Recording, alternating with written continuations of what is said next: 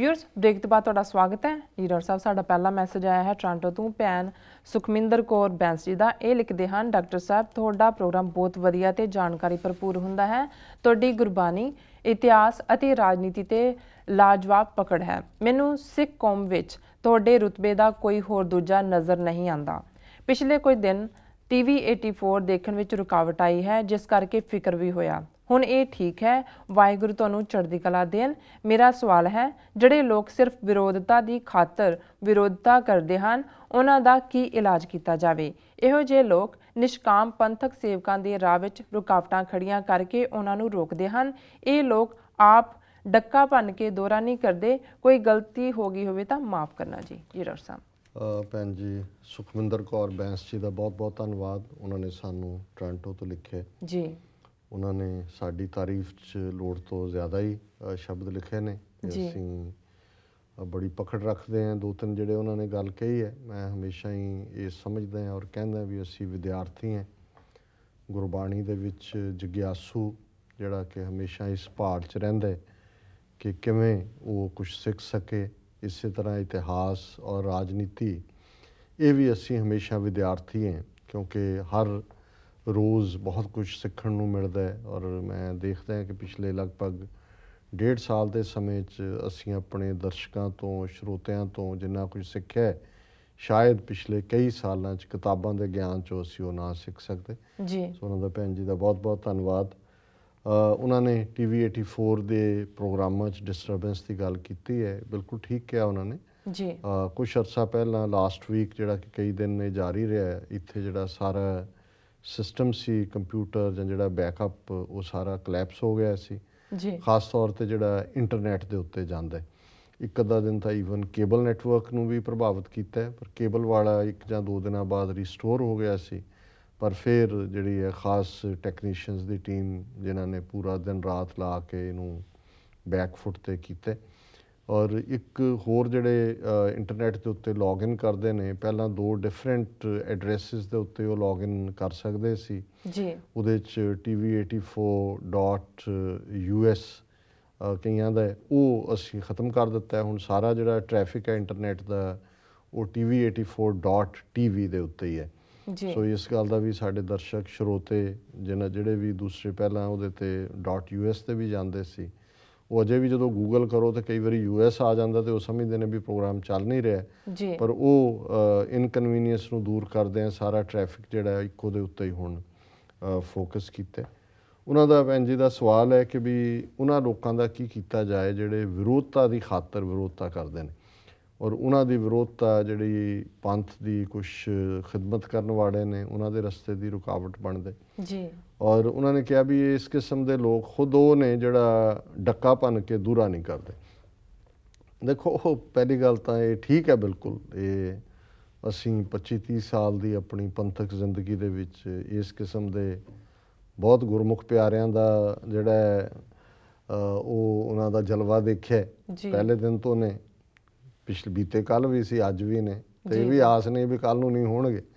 सो मैं हमेशा ये समझदा और ये कहना भी ये नाल ही रहने ने जी। और मेरा ख्याल है भी ये सानू जिहड़े ने कई बार पता नहीं ये इतिहासक कहानी तो नहीं होनी, पर अक्सर ये जिहड़े कथा के रूप दे विच सुनाउण वाले ने वो सुणाउंदे ने कि जी कबीर साहब जिस बनारस दे विच रहिंदे सी, कोई रोज़ाना लंघदिआं जिहड़ा है वो उन्हां नूं बुरा भला कह के जांदा सी, वो चुप कर जांदे सी। ते कई साल ये सिलसिला जारी रहा, तो एक दिन वो ना आया, उस ही टाइम तो लंघदा होना उत्थों, कहना होना बड़ा पखंडी बैठा है जुलाया इनू, होर कोई नहीं बड़ा भगत बने।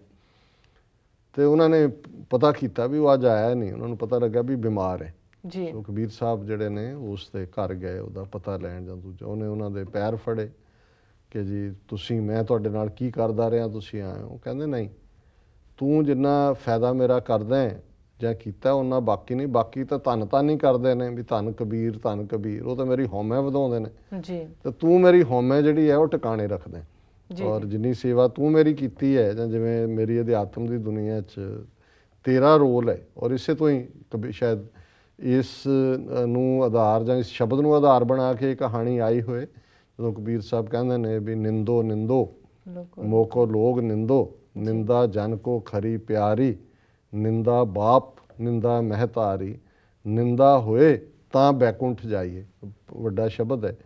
ਸੋ ਹੁਣ ਬਹੁਤ ਵਾਰੀ ਜਿਹੜਾ ਇਹੀ ਪਾਰਟ ਤੁਹਾਨੂੰ ਬਰਾਬਰ ਰੱਖਦਾ ਹੈ। ਔਰ ਗੁਰਬਾਣੀ ਨੇ ਜਿਹੜਾ ਸਾਨੂੰ ਬੈਲੈਂਸ ਦਿੱਤਾ ਹੈ, ਉਹ ਗੁਰੂ ਸਾਹਿਬ ਨੇ ਫਰਮਾਇਆ ਕਿ ਉਸਤਤ ਨਿੰਦਾ ਦਉ ਬਿਵਰਜਤ, ਕਿ ਉਸਤਤ ਉਹ ਹੁੰਦੀ ਹੈ ਜਿਹੜੀ ਕਿਸੇ ਬਾਰੇ ਕਹਿਣਾ ਜਿਹੜੀ ਗੱਲ ਉਹਦੇ 'ਚ ਨਹੀਂ ਹੈ, ਉਹਦੀ ਖੁਸ਼ਾਮਦ ਕਰਨ ਲਈ, ਖੁਸ਼ ਕਰਨ ਲਈ ਜੀ, ਤੁਸੀਂ ਬਹੁਤ ਸਿਆਣੇ ਹੋ, ਤੁਸੀਂ ਬਹੁਤ ਸੋਹਣੇ ਹੋ, ਤੁਹਾਡਾ ਰੁਤਬਾ ਸਰਦਾਰ ਸਾਹਿਬ ਚੌਧਰੀ, ਤੁਸੀਂ ਏਡੇ, ਤੁਸੀਂ ਉੱਡੇ, ਜਿਵੇਂ ਵੀ ਸਾਡੇ ਖੁਸ਼ਾਮਦ ਚਮਚੀ ਮਾਰਨਾ, ਜਾਂ ਵੱਡੇ ਵੱਡੇ ਜਿੰਨੇ ਉੱਥੇ ਫਿਊਡਲ ਜ਼ਿਮੀਂਦਾਰ ਕਿਸਮ ਦੇ ਲੋਕ ਜਾਂ ਵੱਡੇ ਅਹੁਦਿਆਂ ਵਾਲੇ ਹੁੰਦੇ ਨੇ, ਕਿਵੇਂ ਉਹਨਾਂ ਦੇ ਆਲੇ ਦੁਆਲੇ ਝੁਰਮਟ ਹੁੰਦਾ ਉਹਨਾਂ ਖੁਸ਼ਾਮਦੀਆਂ ਦਾ ਜੀ।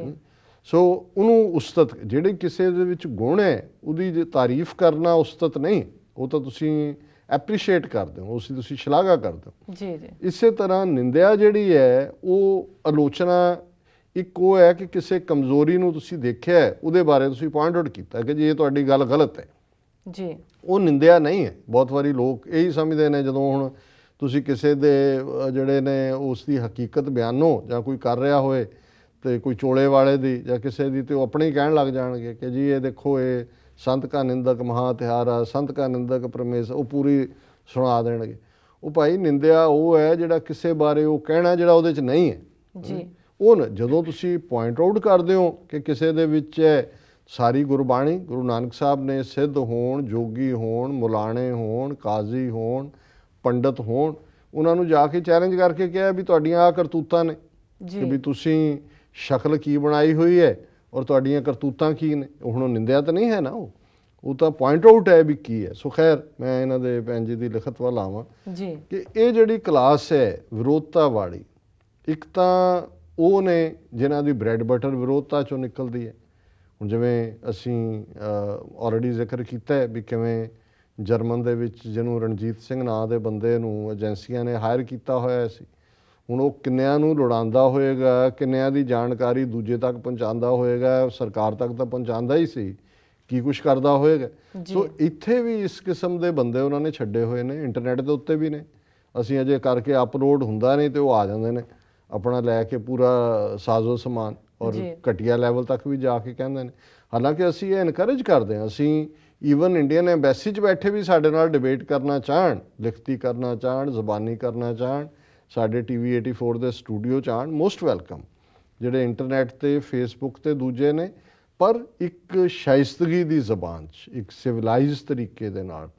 ਇੱਕ ਤਾਂ ਉਹ ਨੇ ਜਿਨ੍ਹਾਂ ਦੀ ਬ੍ਰੈਡ ਬਟਰ ਇਸ ਗੱਲ 'ਚੋਂ ਹੈ ਵੀ ਉਹਨਾਂ ਨੇ ਵਿਰੋਧਤਾ ਕਰਨੀ ਹੈ, ਉਹਨਾਂ ਦਾ ਚੈੱਕ ਉਹਦੇ 'ਚੋਂ ਨਿਕਲਦਾ ਹੈ ਕਿ ਭਾਈ, ਔਰ ਉਹ ਉਹਨਾਂ ਨੇ ਇੱਕ ਇੱਕ ਦੇ ਉੱਤੇ ਛੱਡਿਆ ਹੁੰਦਾ ਵੀ ਕਿਹਨੂੰ ਤੁਸੀਂ ਡੀਗ੍ਰੇਡ ਕਰਨਾ ਹੈ।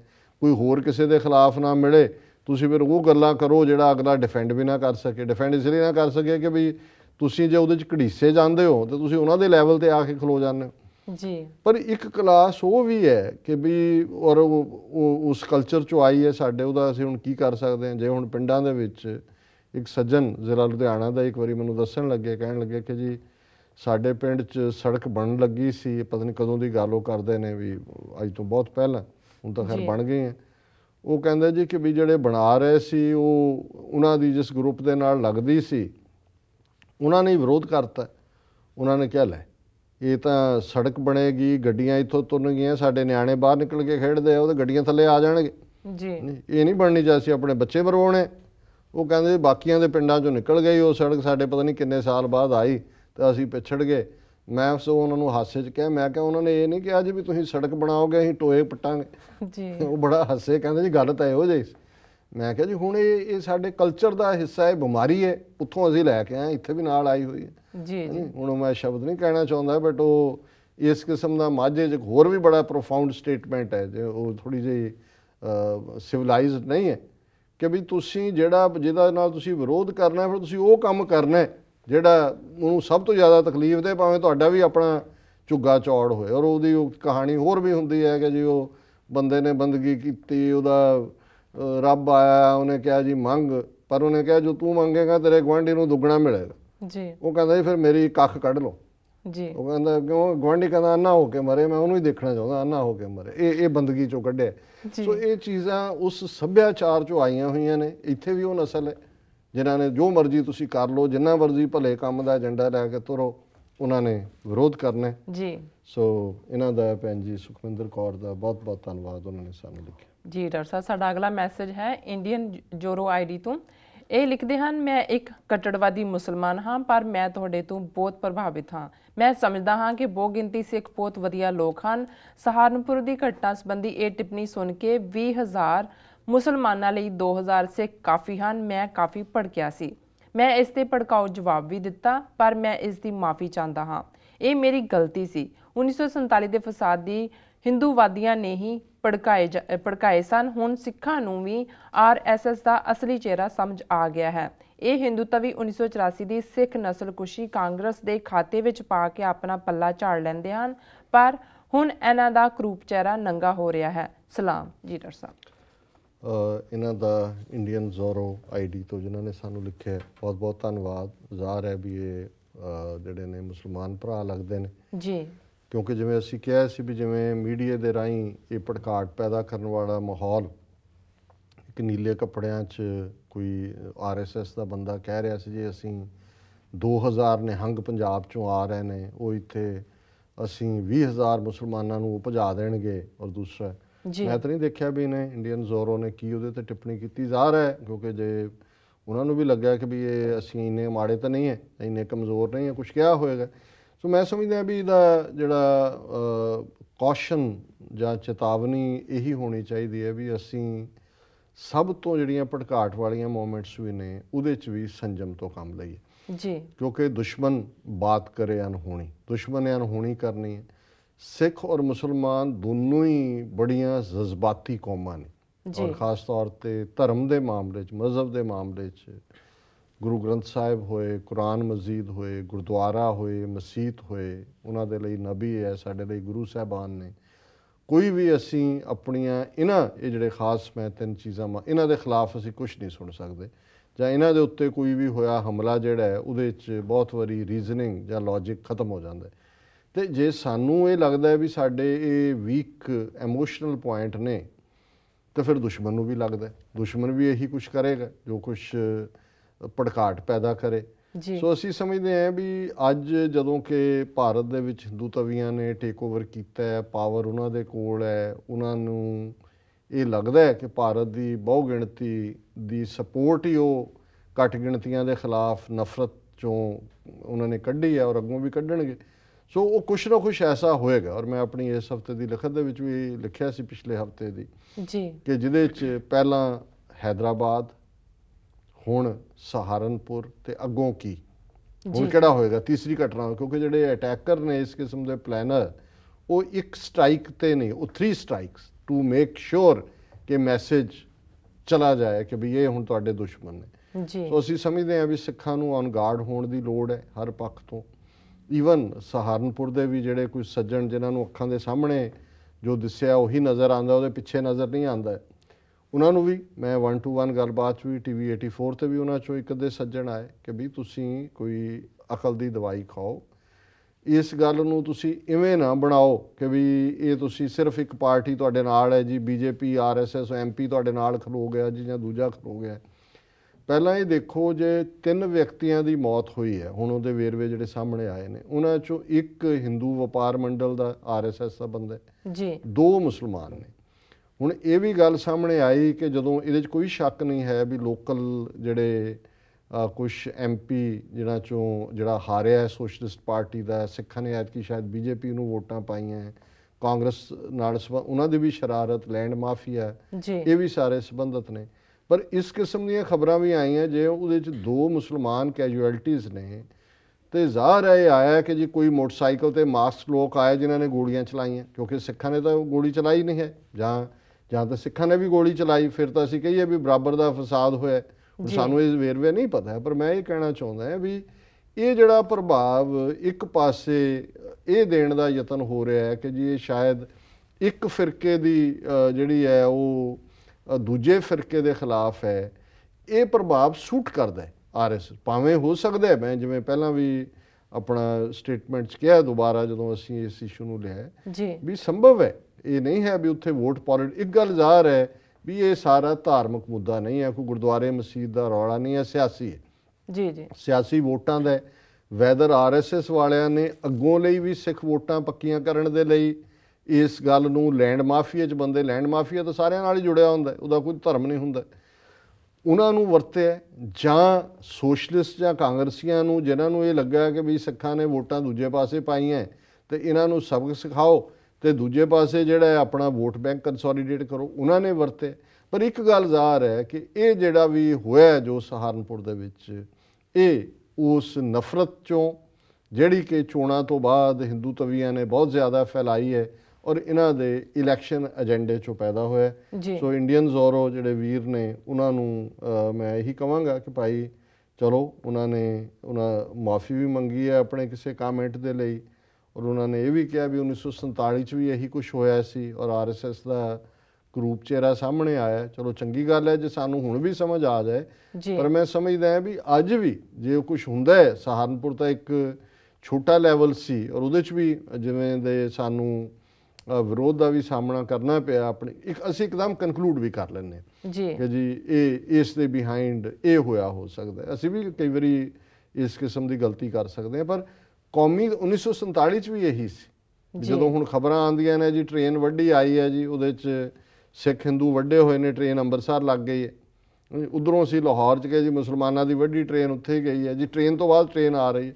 ਹੋ ਸਕਦਾ ਆਈਆਂ ਵੀ ਹੋਣ, ਇੱਕ ਆਈਆਂ, ਪਰ ਇਵੇਂ ਪ੍ਰਭਾਵ ਦਿੱਤਾ ਗਿਆ ਕਿ ਜਿਵੇਂ ਉਧਰ ਸਾਰੇ ਉਹ ਮਾਰਤੇ ਨੇ ਤਾਂ ਉਹਨਾਂ ਨੇ ਕਿਹਾ ਜੀ ਅਸੀਂ ਇੱਧਰ ਨਹੀਂ ਛੱਡਣੇ। ਈਵਨ ਨਵੰਬਰ 84 ਵੀ ਕਿਵੇਂ ਜਿਹੜੇ ਕਾਤਲ ਸੀ ਉਹਨਾਂ ਨੇ ਕਿਵੇਂ ਅਫਵਾਹਾਂ ਫੈਲਾਈਆਂ ਕਿ ਜੀ ਸਿੱਖਾਂ ਨੇ ਪਾਣੀ ਦੇ ਵਿੱਚ ਜ਼ਹਿਰ ਮਿਲਾ ਦਿੱਤਾ, ਖੂਬ ਪਾਣੀ ਨਾ ਪੀਓ। ਪੰਜਾਬ 'ਚੋਂ ਹਿੰਦੂਆਂ ਦੀਆਂ ਵੱਡੀਆਂ ਹੋਈਆਂ ਗੱਡੀਆਂ ਆ ਰਹੀਆਂ ਨੇ ਦਿੱਲੀ ਦੇ ਵਿੱਚ, ਸਿੱਖ ਜਿਹੜੇ ਨੇ ਉਹ ਆਹ ਕਰ ਰਹੇ ਨੇ, ਤਾਂ ਕਿ ਲੋਕਾਂ ਦੇ ਵਿੱਚ ਇਹ ਫੀਅਰ ਹੋਏ ਕਿ ਜੀ ਇਹ ਤਾਂ ਇਹਨਾਂ ਨੇ ਤਾਂ ਜ਼ਹਿਰ ਪਾ ਦਿੱਤਾ ਸਾਡੇ ਪਾਣੀ 'ਚ, ਉੱਥੋਂ ਆ ਰਹੀਆਂ, ਅਸੀਂ ਜਵਾਬੀ ਕਰੀਏ। ਸੋ ਜਿਹੜਾ ਮੰਦੇ ਭਾਗਾਂ ਦੀ ਗੱਲ ਇਹ ਹੈ ਵੀ ਜਦੋਂ ਇਸ ਕਿਸਮ ਦੇ ਰਾਇਟ ਹੁੰਦੇ ਨੇ, ਔਰ ਇਹ ਨਹੀਂ ਹੈ ਵੀ ਉੱਥੋਂ ਦੇ ਅਮਰੀਕਾ 'ਚ ਰੋਡਨੀ ਕਿੰਗ ਦੇ ਮਾਮਲੇ 'ਚ LA 'ਚ ਹੋਇਆ, ਗੋਰਿਆਂ ਕਾਲਿਆਂ ਦੇ ਹੁੰਦੇ ਨੇ, ਫਿਰ ਜੇ ਉੱਥੇ ਕਲਿੰਟਨ ਵੀ ਆ ਜਾਏਗਾ, ਬਿਲ ਕਲਿੰਟਨ ਜਿਹੜਾ ਕਾਲਿਆਂ ਦਾ ਬੜਾ ਹਮਾਇਤੀ ਰਿਹਾ, ਤੇ ਕਾਲਿਆਂ ਨੇ ਉਹਨੂੰ ਵੀ ਲਿੰਚ ਕਰ ਦੇਣਾ। ਤੇ ਜੇ ਉੱਥੇ ਗੋਰਿਆਂ ਦੀ ਭੀੜ 'ਚ ਬਰਾਕ ਓਬਾਮਾ ਆ ਜਾਏਗਾ ਕਾਲਾ ਜਿਹੜਾ ਅਮਰੀਕਾ, ਉਹਨੂੰ ਵੀ ਉਹ ਲਿੰਚ ਕਰ ਦੇਣ। ਇਸ ਕਿਸਮ ਦੀ ਨਫ਼ਰਤ, ਹੇਟਰੇਡ, ਫਿਰ ਇਹ ਪਛਾਣ ਹੀ ਨਹੀਂ ਰਹਿੰਦੀ ਅੱਖਾਂ ਦੇ ਵਿੱਚ, ਇਸ ਕਿਸਮ ਦਾ ਜਨੂਨ ਆ ਜਾਂਦਾ। ਪਰ ਅਸੀਂ ਸਮਝਦੇ ਹਾਂ ਵੀ ਸਿਆਣੀਆਂ ਕੌਮਾਂ, ਸਿਆਣੇ ਲੋਕ ਉਹੀ ਹੁੰਦੇ ਨੇ ਜਿਹੜੇ ਕਿ ਵਰਸਟ ਸਿਚੁਏਸ਼ਨ ਦੇ ਵਿੱਚ, ਜਦੋਂ ਕਿ ਸਾਰੇ ਭੜਕੇ ਹੋਏ ਨੇ, ਆਪਣਾ ਸਬਰ ਕਾਇਮ ਰੱਖਣ ਔਰ ਸਥਿਤੀ ਨੂੰ ਸ਼ਾਂਤ ਕਰਨ ਦਾ ਯਤਨ ਕਰਨ। ਫਿਰ ਉਹਦੀ ਤਹਿਕੀਆਤ ਜਿਹੜੀ ਹੈ, ਹਾਲਾਂਕਿ ਕਦੇ ਵੀ ਭਾਰਤ ਦੇ ਵਿੱਚ ਕੌਣ ਦੰਗਿਆਂ ਦੇ ਲਈ ਕੌਣ ਜ਼ਿੰਮੇਵਾਰ ਰਿਹਾ, ਉਹਦੇ ਕਦੇ ਵੀ ਦੋਸ਼ੀ ਨਹੀਂ ਸਾਹਮਣੇ ਆਏ। ਜੇ 30 ਸਾਲ ਪਹਿਲਾਂ ਕੀਤਾ, ਜਿਹੜੇ ਕਾਤਲ ਨੇ ਉਹਨਾਂ ਨੂੰ ਸਜ਼ਾ ਮਿਲ ਗਈ, ਉਹ ਤਾਂ ਘੁੰਮੇ ਹੋਏ ਨੇ। ਲੋਅਰ ਲੈਵਲ ਦੇ ਲੋਕ, ਉਹਨਾਂ ਨੂੰ ਤੁਸੀਂ ਜੋ ਮਰਜ਼ੀ ਕਰ ਲਓ, ਪਹਿਲਾਂ ਹੀ ਹਾਇਰਡ ਹੁੰਦੇ ਨੇ। ਸੋ ਇਹਨਾਂ ਦਾ ਇੰਡੀਅਨ ਜ਼ੋਰੋ ਜੀ ਦਾ ਧੰਨਵਾਦ, ਉਹਨਾਂ ਨੇ ਸਾਡੀ ਤਾਰੀਫ ਵੀ ਕੀਤੀ ਹੈ। ਉਹਨਾਂ ਨੇ ਤਾਂ ਵੈਸੇ ਕਿਹਾ ਸੀ ਕਿ ਜੀ ਇਹ ਬਜ਼ੁਰਗ ਦੀਆਂ ਗੱਲਾਂ ਬਹੁਤ ਸਿਆਣੀਆਂ, ਸੋ ਉਹਨਾਂ ਨੇ ਸਾਨੂੰ ਬਜ਼ੁਰਗ ਦਾ ਮਾਣ ਵੀ ਦਿੱਤਾ ਜੀ। ਇਹ ਪਾਕਿਸਤਾਨੀ ਸੁਸਾਇਟੀ ਜਿਹਨੂੰ ਬਜ਼ੁਰਗ ਕਹਿਣ ਦਾ ਉਹਨੂੰ ਸਿਆਣਾ ਹੁੰਦਾ ਹੈ, ਸੋ ਪਤਾ ਨਹੀਂ ਸਿਆਣੇ ਹਾਂ ਕਿ ਨਹੀਂ, ਪਰ ਇਹਨਾਂ ਨੇ ਸਾਨੂੰ ਬਜ਼ੁਰਗ ਬਣਾ ਦਿੱਤਾ ਜੀ। ਬਿਲਕੁਲ ਡਾਕਟਰ ਸਾਹਿਬ, ਬਹੁਤ ਬਹੁਤ ਇਹਨਾਂ ਦਾ ਧੰਨਵਾਦ ਜੀ। ਡਾਕਟਰ ਸਾਹਿਬ, ਇਸ ਤਰ੍ਹਾਂ ਲੈਣੇ ਬ੍ਰੇਕ। ਵਿਊਅਰਸ ਤੁਸੀਂ ਇਸ ਤਰ੍ਹਾਂ ਬਣੇ ਰਹੋ, ਮਿਲਦੇ ਹਾਂ ਛੋਟੇ ਵਕਫੇ ਤੋਂ ਬਾਅਦ।